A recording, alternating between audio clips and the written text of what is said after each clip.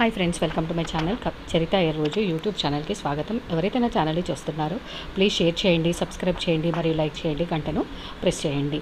ఈరోజు సాయిబాబా వారి సూక్తి ఏంటంటే, మీరు చేసేటటువంటి ఏ పనులనైనా లేదా మీ గోల్స్ని కానివ్వండి, లక్ష్యాన్ని కానివ్వండి, మీరు ఎలాంటి లైఫ్ అయితే కోరుకుంటున్నారో, దానికోసం ఎలా కష్టపడుతున్నారో దాన్ని ఎప్పటికీ కూడా గివప్ చేయకూడదు.